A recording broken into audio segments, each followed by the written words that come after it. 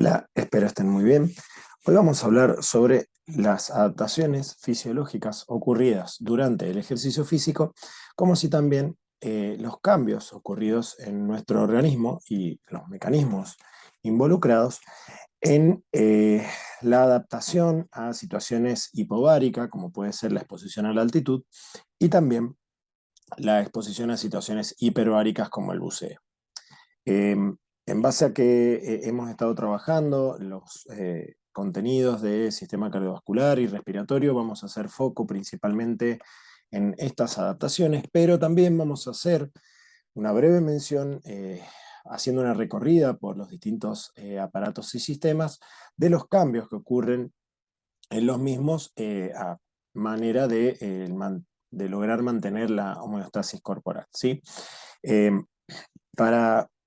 iniciar esta charla, vamos a plantear entonces los objetivos de la misma, los cuales dicen que vamos a revisar las adaptaciones frente al ejercicio y para ello veremos las fuentes de energía que se utilizan durante el mismo, veremos las modificaciones a nivel del sistema nervioso autónomo que van a inducir cambios en distintos órganos y sistemas, pero también cambios a nivel del sistema cardiovascular, y también ciertas modificaciones a nivel del sistema linfomático. Vamos a ver las adaptaciones respiratorias, vamos a hacer una breve mención sobre los ajustes renales y vamos a hablar sobre el mantenimiento de la temperatura durante el ejercicio, cuestión fundamental para mantener un buen funcionamiento celular. Además de esto, vamos a hacer una breve mención sobre las características que tiene la respuesta a nivel del sistema endocrino, ¿sí? Que al igual que el sistema nervioso son los sistemas que mantienen la regulación de distintas funciones y por tanto participan en este tipo de respuesta integrada como es el ejercicio físico. Además de esto, lo que vamos a ver será las modificaciones que ocurren frente a la exposición de la altitud y también estudiaremos los ajustes que se acontecen durante situaciones de hiperbaria por buceo en profundidad. Entonces, para comenzar, vamos a empezar hablando de las adaptaciones que se producen durante el ejercicio. Para iniciar esto, vamos a ver o empezar a analizar una de las respuestas de uno de los sistemas integradores, como es el sistema nervioso. A partir de la descarga del sistema nervioso simpático, ¿sí? Parte del sistema nervioso autónomo, vamos a tener una respuesta tendiente a mantener un metabolismo incrementado, es decir, la optimización del recurso energético a partir del músculo, y también eh, vamos a tener un aporte de oxígeno que va a ser mayor al habitual para justamente poder mantener trabajando el tejido muscular y también a aquellos órganos fundamentales para la función normal de nuestro cuerpo, como es el tejido cerebral y el corazón. Entonces se va a priorizar el suministro de sangre y glucosa para mantener las funciones vitales y la labor que va a ejercer los músculos. Y para ello vamos a ver que va a haber acción en distintos órganos y sistemas a partir de esta descarga del sistema nervioso simpático. Durante la acción sobre el sistema respiratorio va a haber una dilatación a nivel bronquiolar, lo cual va a producir un aumento del intercambio gaseoso. Por otro lado, vamos a tener una descarga que a nivel del corazón va a producir un efecto inotrópico, cronotrópico y lucitrópico positivo, lo cual va a llevar a aumentar el gasto cardíaco, cuestión que también se ve incrementada por el aumento del retorno venoso secundario a la vasoconstricción de venas y linfáticos, que va a llevar más volumen de líquido hacia las cavidades izquierdas y por tanto va a terminar llevando más cantidad de contenido o cantidad de líquido primero desde las cavidades derechas hacia el pulmón, del pulmón hacia las cavidades izquierdas y a partir de ahí aumentando el gasto cardíaco, ¿sí? O el volumen sistólico. Por otro lado, también tenemos que tener en cuenta que a nivel del músculo esquelético vamos a tener una vasodilatación de arteriolas para aumentar el flujo sanguíneo a este músculo y lograr un adecuado aporte de nutrientes y oxígeno para el correcto funcionamiento. Asimismo, va a haber una vasoconstricción de las arteriolas esplácnicas y de la circulación renal, justamente para redireccionar el flujo de sangre hacia los músculos, el cerebro y el corazón, para mantener esta actividad física incrementada. Por otro lado, vamos a tener una disminución, obviamente, de la actividad a nivel del tubo digestivo y del sistema urinario, porque vamos a priorizar la utilización de energía y de la irrigación hacia los músculos vitales y hacia los órganos vitales y el músculo. Y por otro lado, también va a haber un gran aporte de energía proveniente del tejido adiposo, gracias a un aumento en la lipólisis y disminución de la captación de glucosa, y también el rol sobre el hígado, estimulando la glucogenólisis, la gluconeogénesis y aumento de la cetogénesis, lo cual va a terminar aumentando la glucemia, las cetonas en sangre y los ácidos grasos libres, lo cual van a ser fuente energética para el músculo. Por otro lado, en el músculo esquelético va a haber también una estimulación de la glucogenólisis y una disminución de la captación de glucosa, lo cual va a terminar también generando secundariamente un aumento en lactato y aumento del glicerol, y este lactato podrá ir a ser recirculado y transformado nuevamente en glucosa a nivel hepático. En cuanto a los sistemas endocrinos, hay que tener en cuenta lo que ocurre a nivel del páncreas, donde se va a inhibir la secreción de insulina y se va a estimular la secreción de glucagón, justamente para que este aumento del cociente de glucagón-insulina mantenga una glucemia elevada y esta glucosa sea principalmente utilizada por el músculo como fuente energética. Entonces, ahora sí, vamos a ir hablando particularmente de esto de las distintas fuentes energéticas que va a tener el músculo para trabajar. El músculo va a tener tres mecanismos fundamentales de obtención de la energía, siempre lo logra a través de eh, transformar sustancias, y en la energía liberada de la transformación de esas sustancias es la que emplea el músculo para realizar su labor, ¿sí? Inicialmente tenemos en el músculo la fosfocreatina, ¿sí? Y el ATP, que ambas moléculas van a ser las primeras empleadas en la obtención de energía a partir de la ruptura de los enlaces de fosfato.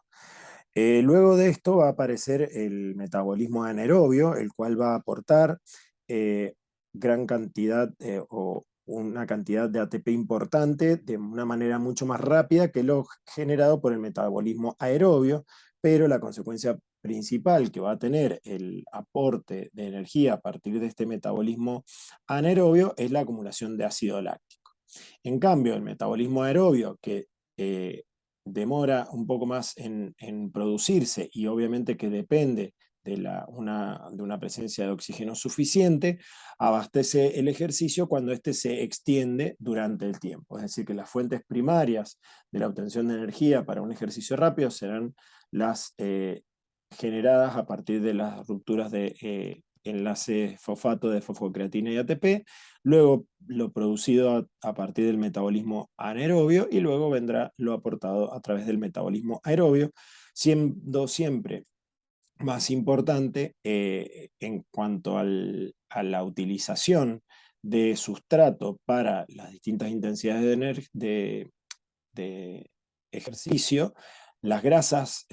cuando son ejercicios de leves a moderado, y la glucosa cuando son ejercicios de una intensidad moderada a alta, ¿sí? Entonces es importante esto también a nivel metabólico, porque para aquellas personas con situaciones, por ejemplo, de resistencia a la insulina y situaciones de hiperglucemia, como podría ser un paciente diabético tipo 2 o que tenga una resistencia a la insulina, es muy recomendable generar ejercicios físicos que produzcan un aumento del consumo de la glucosa para mantener esta a raya y a su vez, para, por ejemplo, los pacientes diabéticos tipo 1 que no cuentan con insulina y por tanto tienen niveles aumentados de glucosa, pero esta glucosa no se puede aprovechar por los tejidos periféricos, hay que tener cuidado con el ejercicio y el consumo rápido de glucosa durante el mismo, porque puede llevar a situaciones de hipoglucemias. En cuanto a estos sistemas, entonces, lo que vamos a revisar en esta gráfica que integra todo lo que veníamos charlando, es que el ATP y la ruptura justamente de la fosfocreatina van a generar una fuente energética rápida, ¿sí? Que va a utilizarse en no más de 15 segundos, y este sistema se lo denomina anaeróbico aláctico, ¿sí? ¿Por qué? Porque no requiere de la presencia de oxígeno para aportar energía para la contracción muscular, y además no genera ácido láctico durante su accionar. A partir de ahí, si el ejercicio se prolonga en el tiempo, va a aparecer la acción del sistema anaeróbico láctico, el cual permite la energía a partir de la degradación de glucógeno y de la glucosa, pero por una vía anaerobia. Es decir, que a partir de esto se va a generar ATP, pero la consecuencia va a ser, lógicamente, el aumento de los niveles de ácido láctico que deberán después salir del músculo, ¿sí? E ir por la sangre hasta el hígado para volver a ser transformados en glucosa, ¿sí? Una vez que sean metabolizados, y la consecuencia directa de esto es que en el corto plazo la acumulación de ácido láctico tiene eh, algunas consecuencias en el funcionamiento celular del músculo puntualmente, primero porque acidifica el medio y segundo porque la acumulación de ácido láctico en el músculo funcionalmente genera fatiga muscular. Por otro lado, con el paso del tiempo va a aparecer lo que es demandante, digamos, de oxígeno, o el sistema aeróbico. Este sistema aeróbico también utiliza la oxidación de biomoléculas, principalmente ácidos grasos y carbohidratos, para la obtención de energía y la producción de la contracción del músculo. Para esto, obviamente, van a ser fundamentales las sustancias aportadas, ¿sí? Como los ácidos grasos y la glucosa, y también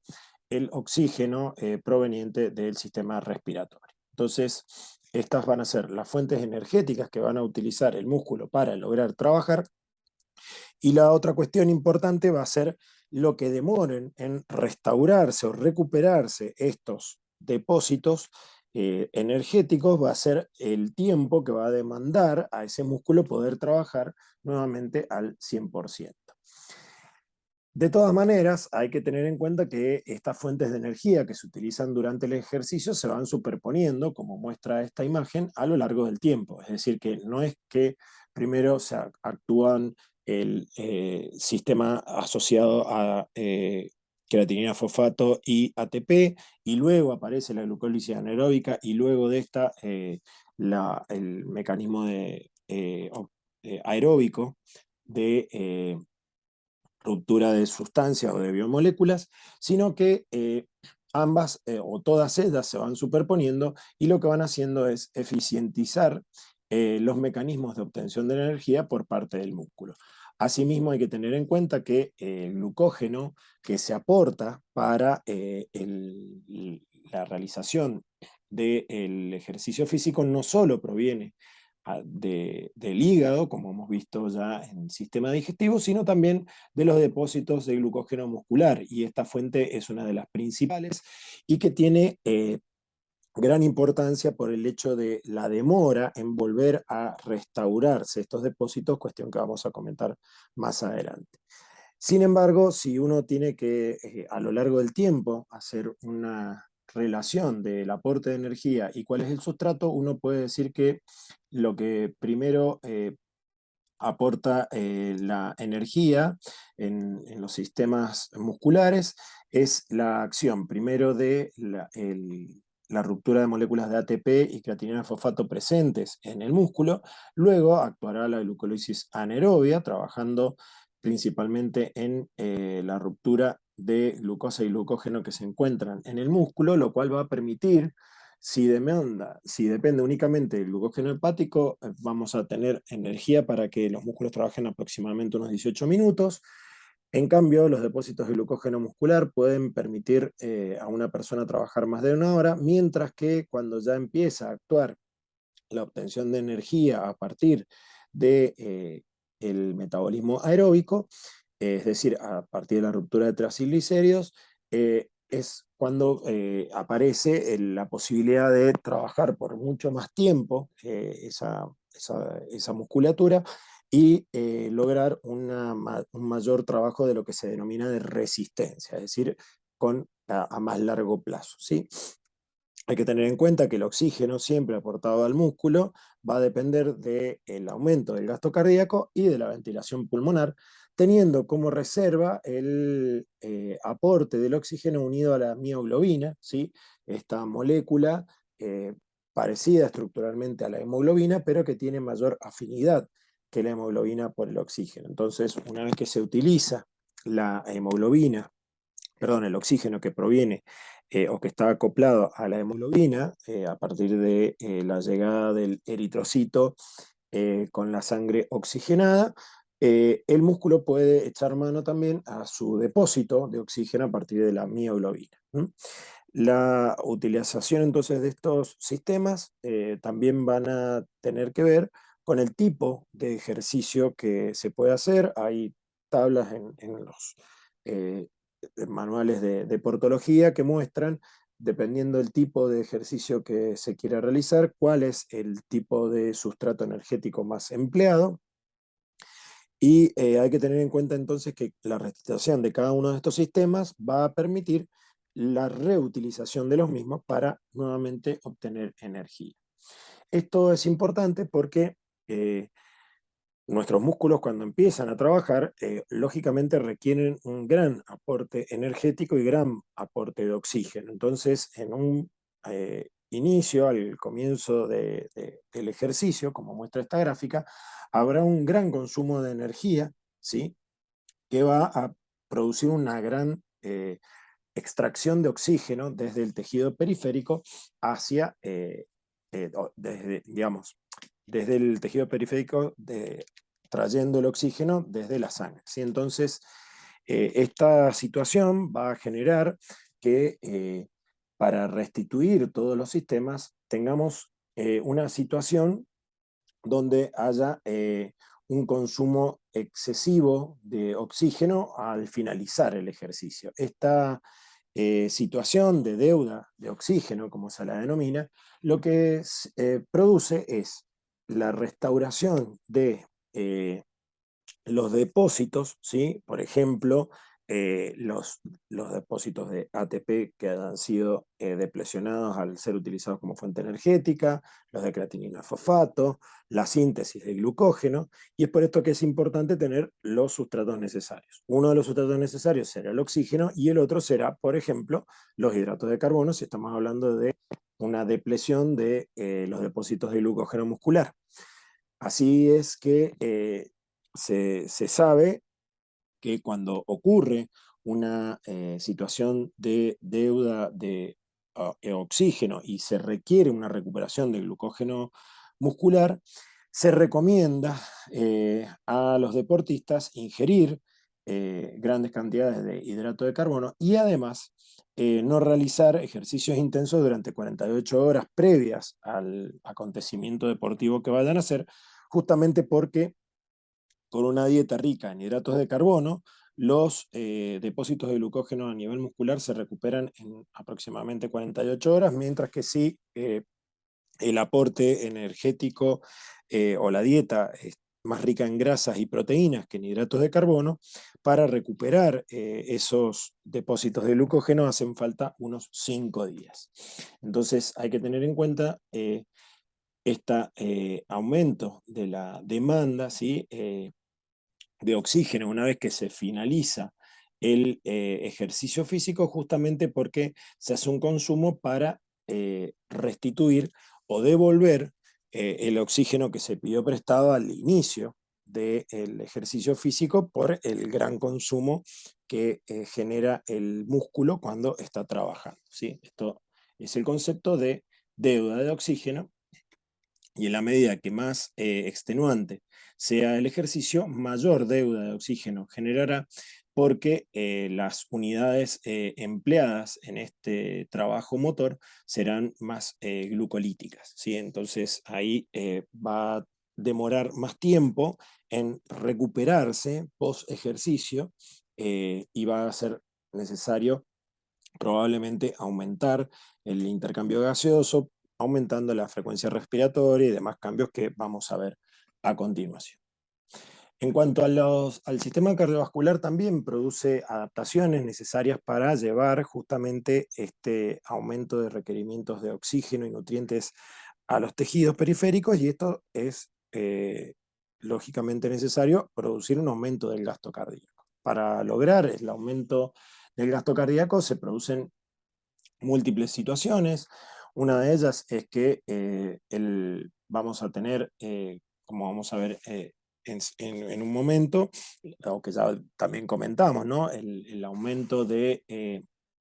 la descarga del sistema nervioso simpático, que va a aumentar justamente la frecuencia cardíaca y también secundariamente aumentar el volumen sistólico, lo cual ambos factores aumentan el gasto cardíaco. Sin embargo, lo que podemos ver también en esta gráfica es que en la medida que el gasto cardíaco continúa aumentando a lo largo del tiempo, es decir, que el trabajo se prolonga, el volumen sistólico ya no es capaz, digamos, alcanza una meseta en la cual ya no puede seguir contribuyendo al aumento del gasto cardíaco, y el incremento de este va a quedar exclusivamente dependiente del incremento de la frecuencia cardíaca. Por otro lado, hay un reclutamiento de vasos a nivel del músculo que producen un aumento de aporte de oxígeno a estos, y hay una reducción de la resistencia vascular muscular, principalmente por la acumulación de sustancias que son vasodilatadoras, ¿sí? Como puede ser la acumulación de ácido láctico, es decir, un cambio en el pH, una acumulación de potasio, ¿sí? O de la adenosina. También hay un redireccionamiento de la sangre, como ya comentamos, con vasos de constricción renal, regiones espláncnicas, de músculos inactivos y de la piel, salvo en situaciones donde sea necesario producir una regulación de la temperatura corporal. Entonces inicialmente va a haber una vasodilatación para luego esto también ser regulado en virtud de la capacidad o no que tenga ese deportista en perder mayor o menor cantidad de líquidos, ¿sí? Eso ya lo vamos a ver también más adelante. Pero también la presión sistólica suele aumentar mucho más que la diastólica, ¿sí? Y esto va a generar un aumento de la presión diferencial y que la presión arterial media aumente ligeramente, siempre acompañando el incremento de la presión diastólica, ¿sí? Muy bien. En cuanto al aumento del retorno venoso, como habíamos dicho, se produce por la compresión de los vasos de capacitancia, por las bombas musculares y el trabajo respiratorio. También durante el ejercicio, como ya habíamos dicho, hay un aumento del gasto cardíaco debido al incremento del volumen sistólico, la contractilidad y la frecuencia cardíaca. En una fase inicial, el volumen sistólico aumenta y aporta significativamente este aumento de la precarga al aumento del gasto cardíaco. Luego alcanza una meseta, ¿sí? Donde en alrededor del 50% del consumo máximo de oxígeno, ya el incremento del volumen sistólico ya no representa significativamente un cambio en el gasto cardíaco, y a las máximas intensidades, como habíamos dicho antes, el aumento de la frecuencia cardíaca representa la manera de mantener el gasto cardíaco elevado. La consecuencia de esto será que la taquicardia produce una afectación en las fases de llenado ventricular, con lo cual vamos a tener una caída significativa del volumen diastólico final, que muchas veces se compensa con una reducción del volumen sistólico final, porque justamente ha aumentado la contractilidad en presencia de una descarga del sistema nervioso simpático. Esta gráfica lo que trata de hacer es simplemente resumir lo que acabamos de comentar. Lo importante tener en cuenta es que hay una redistribución de flujo, ¿sí? Principalmente enviando sangre al músculo esquelético, pero cuidando lo que sería el aporte de sangre a nivel de la piel, encéfalo y al propio corazón, ¿sí? Al propio corazón porque es necesaria la bomba para mantener la sangre circulando, al encéfalo porque es necesario mantener un correcto aporte de sangre a nivel del encéfalo para poder tener un control de todo el sistema motor. Y por otro lado, el aporte hacia la piel, que también se mantiene dentro de todo, si lo comparamos a los otros tejidos sin cambio, por la necesidad de producir la regulación de la temperatura corporal. Recordemos que los músculos cuando trabajan generan calor y este calor necesita disiparse o perderse y uno de los mecanismos es a través de la piel. Para este caso, entonces, lo que tenemos que tener en cuenta es que habrá un aumento del volumen sistólico y un aumento de la frecuencia cardíaca que aportarán a un aumento del gasto cardíaco, esto principalmente por disminución de la poscarga, aumento de la contractilidad y aumento de la precarga, mientras que la frecuencia cardíaca aumentará por la descarga del sistema nervioso simpático y la presencia de ciertas sustancias u otros factores que puedan mantener esa frecuencia cardíaca elevada. Recordemos que el volumen sistólico es uno de los principales contribuyentes al aumento del gasto cardíaco al iniciar el ejercicio físico y luego, cuando el ejercicio físico se vuelve más intenso, el aumento de la frecuencia cardíaca es el que aporta más significativamente a mantener este gasto cardíaco incrementado y es por eso que muchas veces cuando las personas no se encuentran entrenadas, sienten como las palpitaciones como si se les saliera del corazón del pecho y es justamente porque aumenta significativamente la frecuencia cardíaca para aumentar el gasto cardíaco. Justamente una de las cuestiones que se regulan cuando una persona ya se encuentra entrenada es que disminuye la frecuencia cardíaca en reposo por el hecho de que el aumento del tamaño de la pared ventricular o la hipertrofia ventricular genera un aumento del volumen sistólico en condiciones basales, con lo cual se produce una disminución de esta frecuencia cardíaca en reposo. En cuanto a las adaptaciones linfomáticas, esta gráfica lo que trata de ejemplificar es que, bueno, lo que se entiende como el beneficio del ejercicio físico en, en el mantenimiento de un correcto estado de salud inmunológica de nuestro cuerpo es real, ¿sí? Fíjense que en la intensidad moderada del ejercicio físico, el porcentaje de incidencias de infecciones en personas con enfermedades respiratorias superiores es menor al observado en personas sedentarias o aquellas personas que tienen una intensidad alta de ejercicio. Y aquí hay que hacer entonces la mención importante que hay distintos factores que mantienen activa las defensas de nuestro organismo y, por ejemplo, el ejercicio físico además disminuirá situaciones como el estrés o también problemas metabólicos que pueda tener una persona que también contribuirá a un buen estado de salud de esa persona, ¿sí? Entonces, tener en cuenta únicamente que en estados de sedentarismo o de una intensidad demasiado alta del ejercicio físico, hay factores estresantes que terminan produciendo una disminución de la inmunidad, ¿sí? Si no, en cualquier caso, el ejercicio es saludable y recomendable para cualquier persona. En cuanto a las adaptaciones respiratorias, lo que tenemos que tener en cuenta es que la concentración de oxígeno unida a la hemoglobina no se va a incrementar, ¿sí? Porque yo lo que voy a hacer con el aumento de la frecuencia respiratoria es aumentar la ventilación, ¿sí? Entonces, con eso voy a, en la medida que aumente la cantidad de sangre que atraviese los pulmones, en cada ciclo, en cada latido, digamos, en cada ciclo circulatorio, yo lo que voy a obtener es un mayor volumen de sangre que se va a lograr oxigenar, ¿sí? Entonces, hay una mayor extracción tisular de oxígeno y eso lo que va a hacer es que a nivel de los tejidos periféricos aumenta la temperatura, disminuye el pH por la acumulación del ácido láctico y aumente la presión parcial de dióxido de carbono, lo cual, como vemos en esta gráfica y que ya hemos discutido anteriormente, va a mover la curva de disociación de la hemoglobina hacia la derecha, lo cual va a generar que esta hemoglobina tenga una menor afinidad por el oxígeno y por tanto la libere más fácilmente en los tejidos periféricos. Como habíamos dicho, la ventilación aumentará, aumentando la frecuencia respiratoria y el volumen corriente al iniciar el ejercicio, y este aumento de la ventilación, que puede ser alrededor de 12 veces de una persona en reposo, se corresponde con el aumento del consumo de oxígeno y la producción de dióxido de carbono que hay durante el trabajo muscular y durante el ejercicio físico. Esto es sin prejuicio o perjuicio de las presiones parciales de oxígeno y dióxido de carbono, las cuales se mantienen también normales y estables hasta situaciones donde la carga o el ejercicio sea muy intenso, ¿sí? Y se prolongue en el tiempo. Si se produce una situación donde se inicia el ejercicio físico, se va a producir un aumento de la ventilación, ¿sí? Que es reflejo, y que producirá un aumento de la frecuencia respiratoria, de la profundidad respiratoria, con la cual vamos a tener un mayor volumen corriente, lo cual mejorará la ventilación alveolar, y una vez que se ha producido el cese del ejercicio, como decíamos recién, dada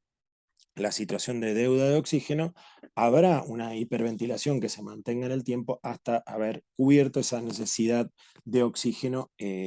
a nivel periférico para poder recuperar los depósitos energéticos. En este sentido, entonces hay que tener en cuenta que la presión parcial de oxígeno y de dióxido de carbono no se van a modificar hasta situaciones donde haya un ejercicio demasiado intenso que se prolongue mucho en el tiempo, y en ese caso habrá un incremento de la ventilación para tratar de mantener la presión arterial de oxígeno más elevada, y el aumento de esta ventilación, cuando no sea suficiente para aportar el oxígeno a los tejidos, o igualmente la necesidad sea muy alta, como ya vimos en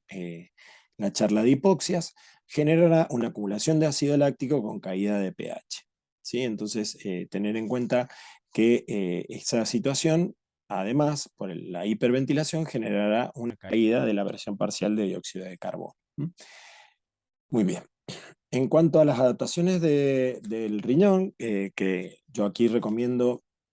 que vean la charla de adaptaciones renales al ejercicio físico y la altura como complemento, pero no voy a entrar en detalle ahora porque todavía no hemos trabajado los contenidos de fisiología del sistema renal. Simplemente vamos a comentar que el ejercicio físico determina una pérdida de líquido, ya sea por vapor de agua en el aire expirado, y la sudoración. Entonces, ese líquido vamos a tener una batería de respuestas tendientes a conservarlo o recuperarlo, ¿sí? Entonces la pérdida de líquido del comportamiento vascular acabará llegando a una meseta por el desplazamiento de líquidos de regiones esplácnicas y del músculo inactivo hacia la circulación, y además una caída de la presión hidrostática en los capilares y aumento de la osmolaridad plasmática en la medida que la persona se vaya deshidratando, que se contrapondrán a la salida de líquido hacia el espacio intravascular. Es por esto que yo comentaba que, por ejemplo, en situaciones donde hay que mantener la temperatura corporal, inicialmente se puede ver incrementada la sudoración, pero si la persona ya empieza a mostrar una situación o experimentar una situación de deshidratación, el flujo de líquido se redireccionará nuevamente hacia los vasos y sacándolo de la piel, justamente para dejar de perder líquido que está en falta. Los riñones inducen una menor formación de orina para conservar el agua corporal por los distintos mecanismos que veremos más adelante, y asimismo el aumento de la sudoración con pérdida de electrolitos estimula la producción y liberación de aldosterona, lo que aumenta la secreción renal de potasio y también la reabsorción de sodio, como veremos más adelante. En cuanto a las adaptaciones para regular la temperatura, ya habíamos dicho que entonces el aumento de la temperatura corporal generará una vasodilatación de los vasos de la piel para perder líquido o humedecer la piel, y de esa manera generar una pérdida o una disminución de la temperatura corporal. Esto, de todas maneras, genera una caída de la resistencia periférica, que es equilibrado por el aumento del gasto cardíaco y la constricción de arteriolas a nivel renal, esplácnico y otros tejidos, es decir, el redireccionamiento del flujo. Pero si el ejercicio es muy intenso y se mantiene en el tiempo la respuesta presora, se van a tratar de conservar líquidos corporales, y entonces habrá una vasoconstricción de la piel, derivando esa parte del gasto cardíaco a corazón, cerebro y músculo. En cuanto a las adaptaciones endocrino-metabólicas, muy brevemente lo que vamos a decir es que, como ya habíamos dicho, la acción de las catecolaminas producirá un descenso en la relación insulina-glucagón al inhibir la liberación de insulina y estimular la secreción de glucagón para aumentar la sensibilidad del músculo a los sustratos, glucosa y ácidos grasos, incrementar la activación de la lipólisis y la gluconeogénesis, y mantener una elevada velocidad de producción de glucosa hepática. Por otro lado, cuando se realiza un ejercicio submáximo, con el paso del tiempo, se utilizan más ácidos grasos y menos glucógeno, mientras que la glucosa sanguínea permanece estable, ya que es requerida por el sistema nervioso central. La glucemia se mantendrá por aumento de la glucogenólisis hepática, la movilización de ácidos grasos libres que permiten ahorrar glucosa y la síntesis a través de gluconeogénesis y la menor utilización periférica. Los triglicéridos sanguíneos y musculares, al igual que los cuerpos cetónicos hepáticos, no son importantes durante esfuerzos prolongados por la baja actividad de lipoproteína lipasa que tienen los músculos esqueléticos, y es por eso que es importante para personas o maratonistas el ingreso de hidratos de carbono previo a las situaciones de deporte extremo, digamos, o de intensidad alta de ejercicio físico. Y después también, por ejemplo, hay que tener en cuenta que el cortisol facilita la liberación de los sustratos por los tejidos, ¿sí? Hormonas que son catabólicas, y además la activación del sistema renina-angiotensina y de la liberación de ADH para mantener el equilibrio hidroelectrolítico y la termorregulación. Esto es solo un pantallazo de las respuestas endocrino-metabólicas que veremos más adelante en el módulo de fisiología del sistema endocrino, pero aquí en este cuadro se grafican los distintos cambios, aquellos principalmente relacionados a la anticipación, mediados por los corticoides y las catecolaminas para la iniciación del ejercicio físico, y luego cuando el ejercicio va cambiando de duración e intensidad, van habiendo distintas respuestas de algunas hormonas que son necesarias para mantener ese aporte de energía y de sangre, ¿sí? A los tejidos que hemos comentado anteriormente. Muy bien, ahora vamos a hablar muy brevemente de las adaptaciones a condiciones hipováricas y lo que sería la exposición a la altitud. Las adaptaciones agudas a la altura implican tener en cuenta algunos fenómenos muy particulares. La presión barométrica a nivel del mar es de 760 milímetros de mercurio, y de esta el 21% es ejercida por el oxígeno, ¿sí? Es decir, alrededor de unos 160 milímetros de mercurio, a los cuales tenemos que restar los 47 milímetros de mercurio de la presión de vapor de agua, ¿sí? Entonces, al aumentar la altitud, la presión barométrica desciende y la presión parcial de oxígeno disminuirá de 100 a 60 milímetros de mercurio cuando se llega, por ejemplo, a los 3000 metros sobre el nivel del mar. Esto implicará que será más difícil oxigenar la sangre porque hay menos contenido de oxígeno en el gas inspirado. Justamente es lo que está graficándose aquí, que en la medida que va cayendo la presión parcial de oxígeno del gas inspirado, porque vamos subiendo en la altitud, la presión también a nivel del oxígeno, a nivel del gas alveolar, va disminuyendo, cuestión que no afecta tanto a la presión parcial de dióxido de carbono, ¿sí? Porque recordemos que está fabricado en los tejidos y nuestro organismo necesita sacárselo de encima. Entonces, en la medida que hiperventilemos y la concentración sea más alta dentro de la sangre que en el exterior, el dióxido de carbono va a salir.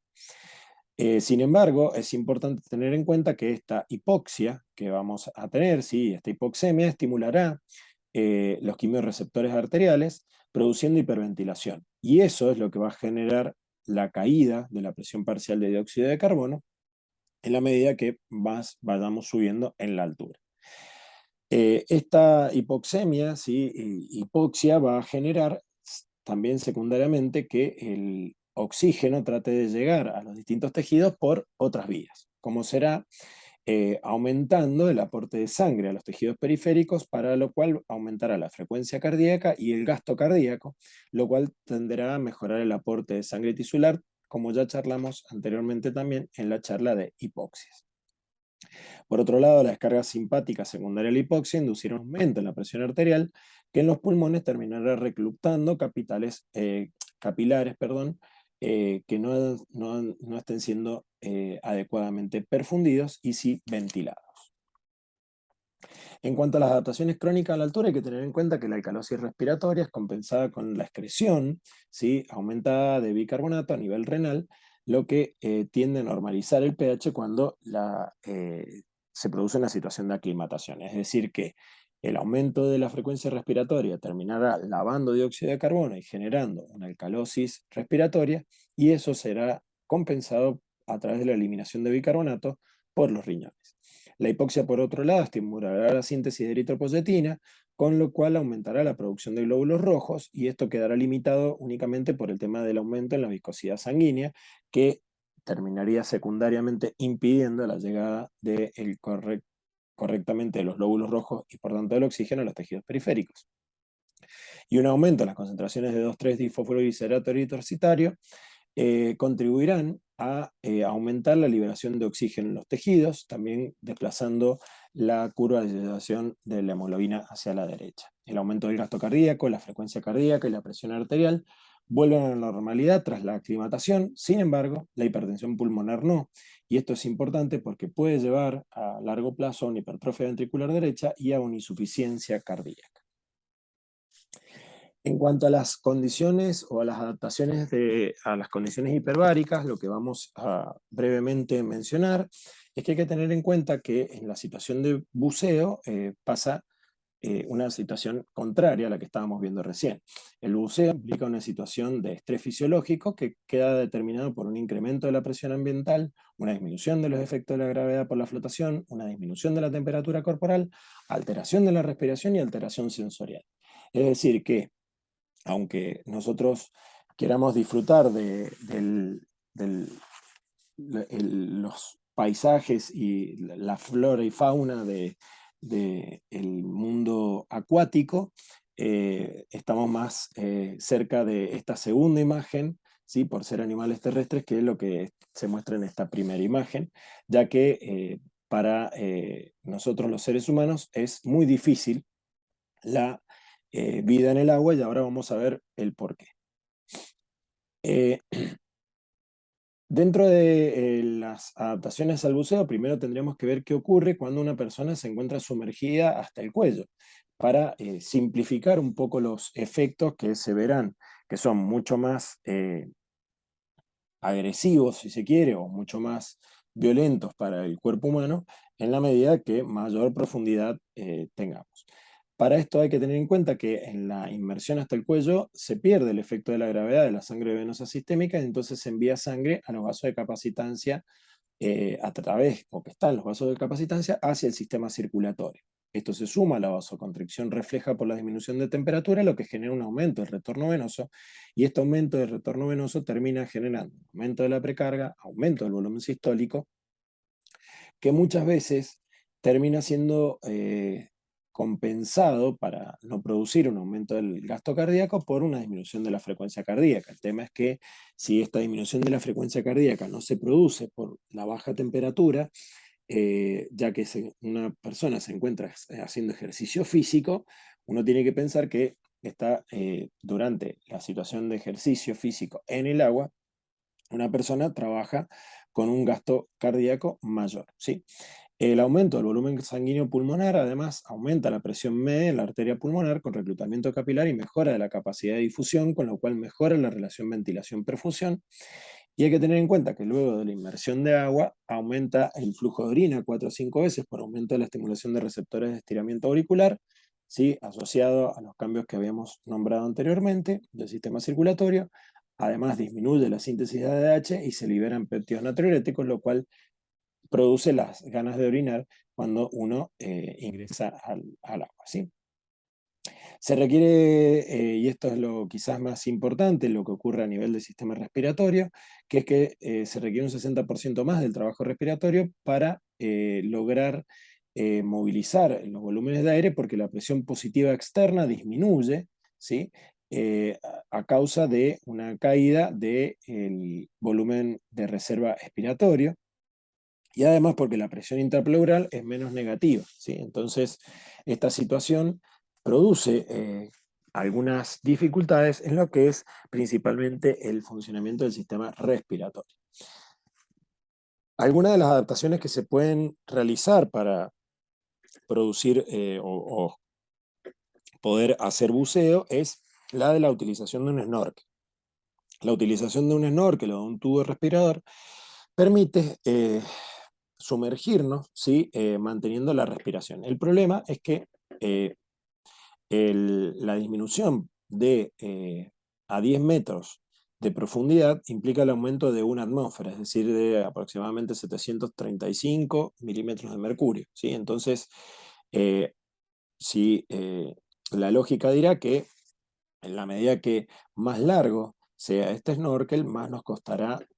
respirar debido a la misma presión que va a haber desde el exterior por la propia agua. Además de esta presión ejercida desde el exterior por el agua, tenemos que tener en cuenta que la prolongación de este snorkel o de este tubo respirador producirá un aumento del espacio muerto, ¿sí? Este espacio muerto, que normalmente nosotros tenemos un espacio muerto anatómico, en la medida que se aumente y se iguale el volumen ventilatorio, producirá una disminución o una anulación de la entrada de aire. Asimismo, hay que tener en cuenta que la presión inspiratoria máxima es de 112 centímetros de agua, por lo que a una profundidad mayor a 1 metro aproximadamente, el tórax queda fijo en expiración y no podremos, aunque estemos con un tubo conectado al exterior, poder hacer el trabajo respiratorio, ¿sí?, de inflar y desinflar los pulmones. Para eso necesitamos aire que se aporte a una presión igual a la atmosférica, y para eso es que hay distintos equipamientos para la respiración en profundidad, ¿sí?, a partir de mascarillas. El descenso utilizando estos equipamientos permite justamente el poder llegar a mayores profundidades, pero tiene el inconveniente que los gases, hay que tener en cuenta que en la medida que mayor presión tengan de afuera, se van a comprimir más. Entonces, un riesgo importante a la hora de producir el descenso en profundidad no es tanto el descenso, sino el ascenso. ¿Por qué? Porque durante el ascenso, este gas que se vio comprimido al ir en profundidad, si el ascenso se hace demasiado rápido, ese gas se puede volatilizar y producir burbujas, ¿sí?, por la descompresión. Esa descompresión o ese ascenso demasiado rápido llevará a un barotrauma, que se llama, que produce la lesión en los tejidos justamente por la ocurrencia de estas burbujas de aire, ¿sí?, que pueden ser de nitrógeno o de oxígeno, ¿sí?, y que van a terminar lesionando los tejidos. Entonces es importante que si se produce un buceo en profundidad, utilizando estas mascarillas con un tubo de oxígeno que aporta aire en una presión eh, igual a la atmosférica, hay que tener cuidado que no se produzca un ascenso demasiado rápido para evitar el barotrauma y quizás una embolia gaseosa. Muy bien, hasta aquí hemos llegado. La bibliografía de referencia para estas charlas han sido el texto virtual de Fisiología y Biofísica de Sarabí, para la parte principalmente de la altura, y el libro de Fisiología Médica de Guyton en los capítulos que hacen referencia a ejercicio físico y también los cambios ocurridos en la altura y durante el buceo. Eso sería todo. Muchas gracias por su atención.